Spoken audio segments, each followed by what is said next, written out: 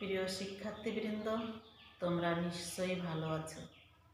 আমি কল্পনা রানী হীরা, সাবখালী মাধ্যমিক বিদ্যালয়, চিতলমারি, বাগেরহাট। আমন্ত্রণ জানাচ্ছি অনলাইন ক্লাস দশম শ্রেণী হিন্দু ধর্ম নৈতিক শিক্ষা অষ্টম অধ্যায় পাঠ 3। আজকের পাঠ রন্তি বর্মার মানবতা। শুরুতে আমরা এই মানবতা নিয়ে আলোচনা করব।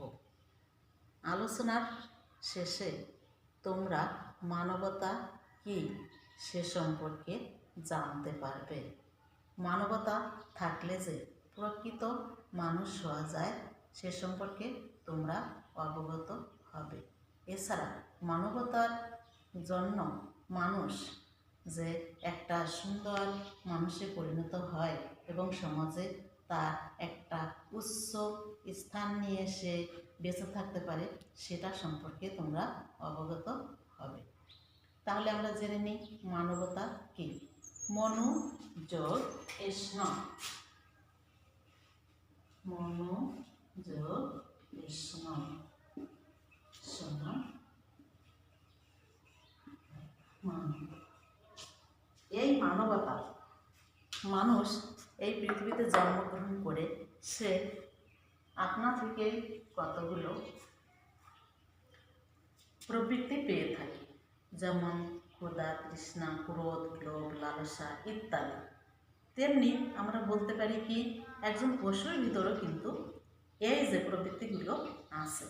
তাহলে একজন মানুষ এবং একজন পশু এর ভিতর পার্থক্যটা হলো এই যে একজন মানুষ সে মানুষ হিসাবে যদি সে তার যে মানবতা যেটা যে গুণটা সেটাই যখন তার ভিতরে থাকবে তখন তাকে বলা যাবে প্রকৃত মানুষ।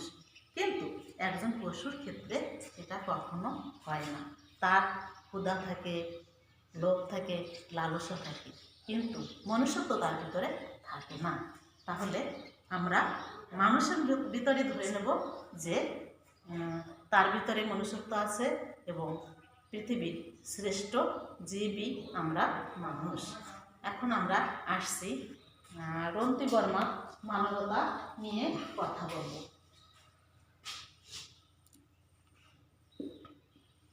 রন্তি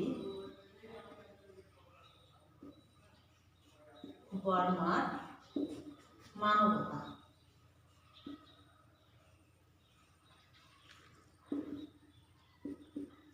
অনেক অনেক কাল আগের কথা, রন্তি বর্মা নামে এক কৃষ্ণ ভক্ত এবং প্রজাবৎসল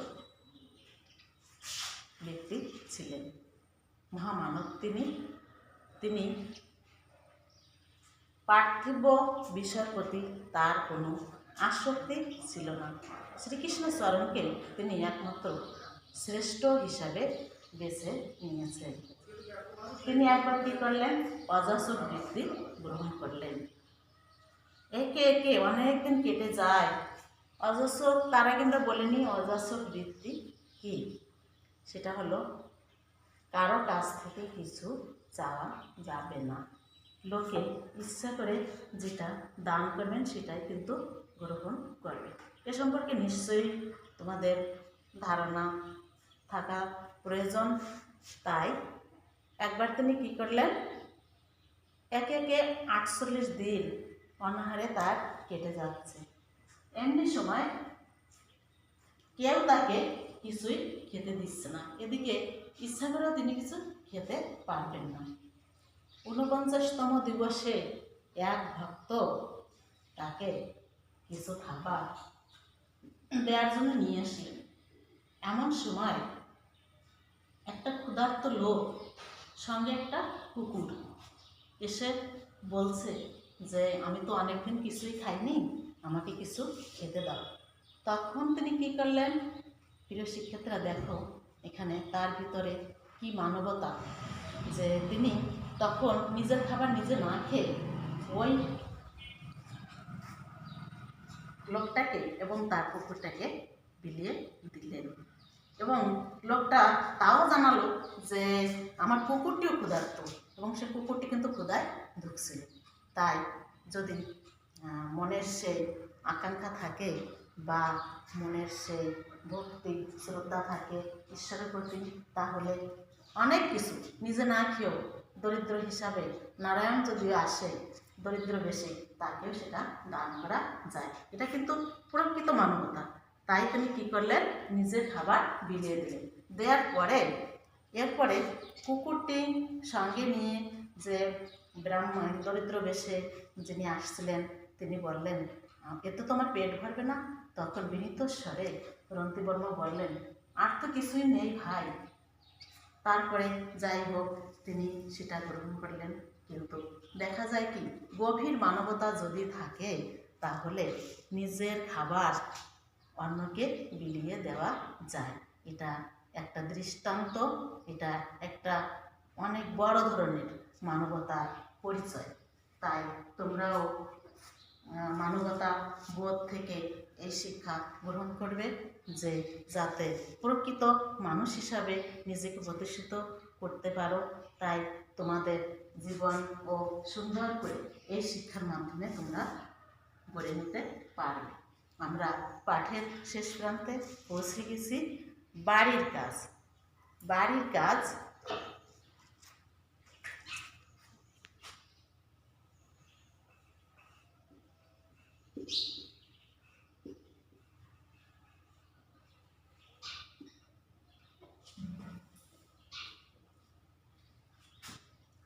রন্তিবর্মার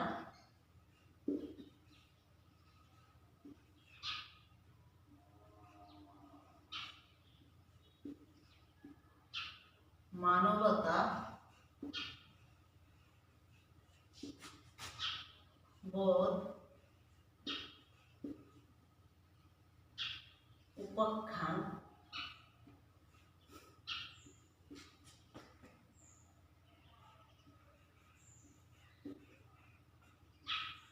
উপাখ্যানটি পড়ে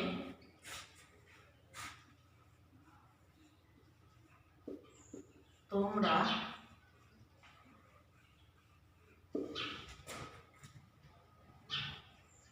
কি শিক্ষা গ্রহণ করতে পারলে?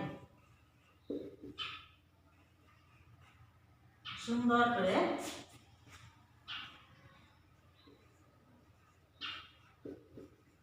করে খাতায় লিখবে।